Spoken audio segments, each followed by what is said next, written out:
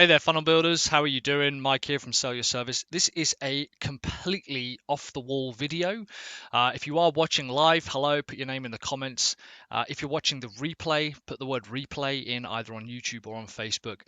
You've probably seen, and if you haven't, no big deal, but you've probably seen recently that Gamestop has been in the middle of a little bit of controversy alongside Reddit and a subreddit called wallstreetbets because of a thing called shorting stocks, and basically a load of hedge fund managers on Wall Street and actually globally, but mainly in the US, have lost something like $5 billion, and it's very difficult not to smile slightly when you hear about hedge fund managers losing money.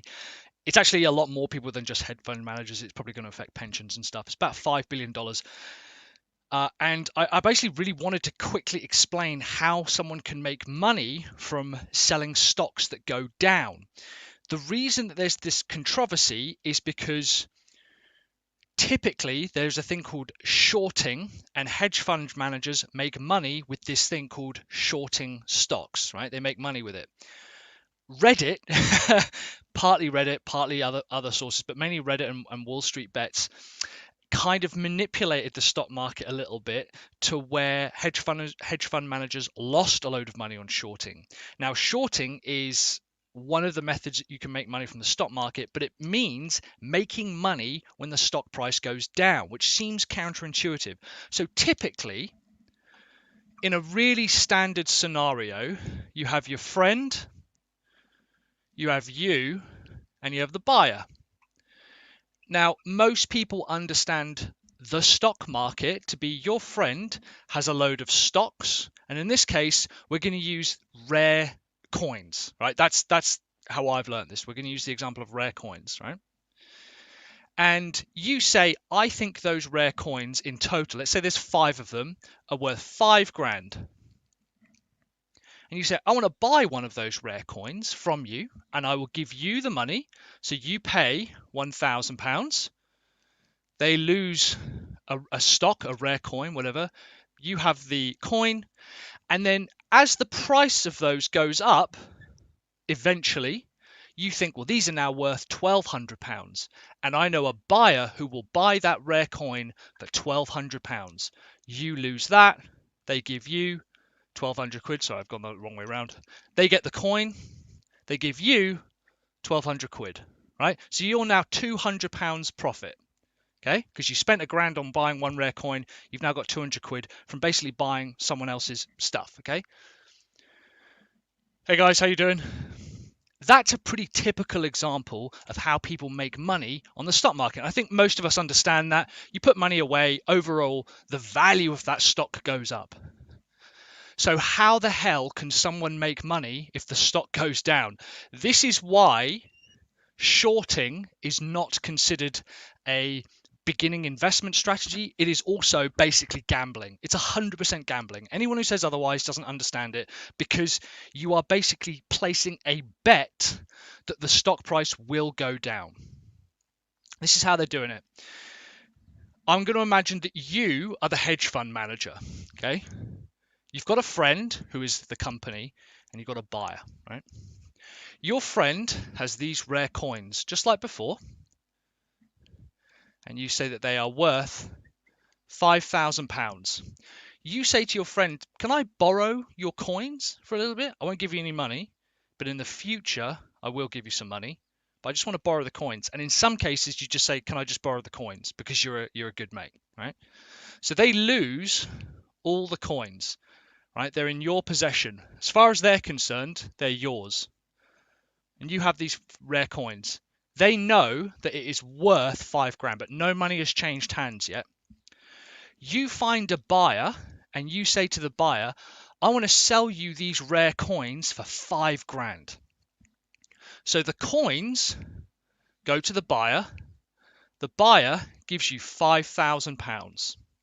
You now have 5 grand But you have, and if you're going, what the fuck?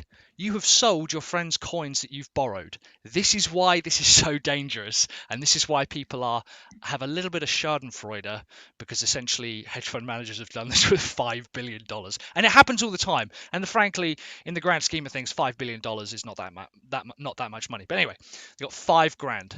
Okay. Then, so they have a load of coins. You don't have the coins anymore, right? These are the stocks. These represent the stocks. So they've got these coins. And then a few weeks later, you've got 5 grand cash. A few weeks later, you see a for sale sign in the window of that shop that says 3 grand. For whatever reason, the price of those coins has dropped significantly. You sold them for 5 grand, and now you see in the shop window that they're only worth 3 grand. So you say to the shop owner, I will buy these coins back off you. So you now give them 3 grand. They give you the coins back. So you now have the coins in your possession, minus the 3,000, which leaves you with £2,000. Okay. So you now have 2 grand and your friend's coins back. You then say to your friend, here are your coins. Thanks very much for letting me borrow them. You don't have the coins anymore, but you're left with 2 grand cash. You've essentially made 2 grand from nowhere. The argument made in a lot of like investment journals and stuff is that this is just the way the free markets operate. This guy has lost 2 grand. All right, there is no way of kind of changing this. This person has lost money. All right, you've made money. You've made 2 grand. That's how you make money when the price of something goes down. Be this way. All right. Here's what happened though. You did exactly the same scenario. You said to your friend, I want to borrow the coins. And you sometimes have things called like expiries, which basically says you've sold the coins and you've got 5 grand. The buyer has given you 5 grand. The buyer's gone, great, 5 grand. Now, as we all know, as we increase demand, price goes up. So let's say you get a load of tourists come by the shop and they say, oh, I'd like to buy those. And then another tourist goes, actually, I'm willing to pay a little bit more. And you start a bidding war. Classic stock market fashion. Start a bidding war and the price goes up. As more people buy the thing, the price goes up. So you come back, bearing in mind these were worth roughly 1k each. You come back, and in the for sale sign in the shop, the guy's having to change it every 30 seconds because he gets a new bid and he says, look, I'll close it at the end of the day. At the end of the day, whoever's offering me the most money gets them. And you come back and they're worth 10 grand. So they've doubled in price. You now have only got 5 grand. You don't have your friend's coin, and the price has gone up. So you now need to go back to the owner and say, "Oh, I need to buy those coins." And they go, "Guys, yeah, great. We've got a bid in here for 10 grand." And you go, "Ah, shit. I kind of thought the price would go down." And the shop owner goes, "Oh, sorry, bud, it hasn't." That's how you lose money, because your friend is now going, hey, I need my coins back. I was kind of hoping that you would have them back by the end of the day. I was kind of hoping you would have them back within a few hours. What the hell's going on? So the pressure mounts from this side, and you've basically got to find the money. Now, typically, actually, what ends up happening is they say, I can't afford it and I fucked up. And either they have to go into debt to go and buy it, or they'll try a bunch of other bullshit. That's why they've lost money, because the price has gone up. They were betting that the price would go down. They say, if the price of this stock market goes down, if this price of this stock goes down, we'll make money, which is really, really good. The price, however, went up because Wall Street Bets, for whatever reason, said, let's go and buy this and fuck up a load of people's days, which I'm fine with. I think that's great. That's basically how you make money, by selling shorts or selling stocks or shorting a stock when price goes down. Have anyone seen The Big Short with Christian Bale and Steve Carell about the collateralized debt obligation crash of around 2008? What he saw is all of these weren't stocks in a company. These were CDOs, or collateralized debt obligation. These were basically it's a bit of a weird, it gets a bit murky. These were basically packages of debt. So you could say to someone, a bank says, I'm going to loan out 10 grand, 10 grand, 10 grand, 10 grand, 10 grand. So I've got 50 grand's worth of loans out there. No one's paying any of them. So we're going to package this up. And if you can claim on that money, if you can get the people to pay you, then you can have that debt, right? Basically, ultimately, that's what it is. You're buying debt. That debt, it's really weird, right? That debt was worth money to people. They shorted it. So they said, I want to borrow that debt, and sold it on to another buyer. But basically, people ended up kind of defaulting on a lot of their loans. And the guys, the guy that Christian Bale said, look, it can't go on. You can't just keep selling debt and selling debt and selling debt and making it worse and worse and worse and worse. That doesn't make any sense. Saying it now, you go, that doesn't make any sense. How could that possibly work? People were doing it though, and he said at some point this is going to collapse.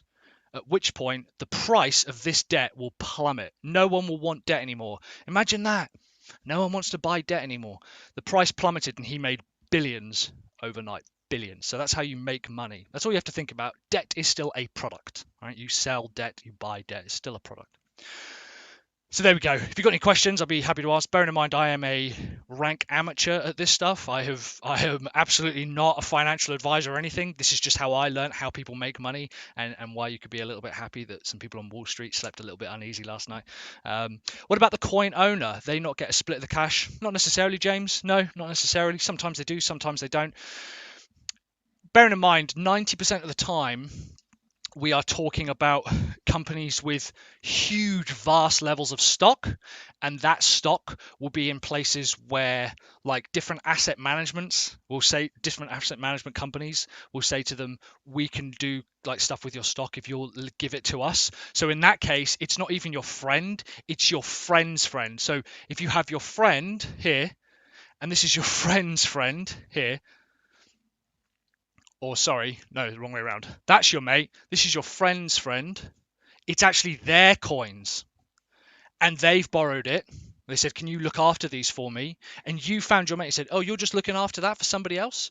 Can I borrow these? And they'll go, yeah, no skin off my nose. I don't care. And sometimes, absolutely, they'll pay a commission, 100%. That of course, that happens. If anything, it happens. And again, I'm not entirely sure on the legality of it.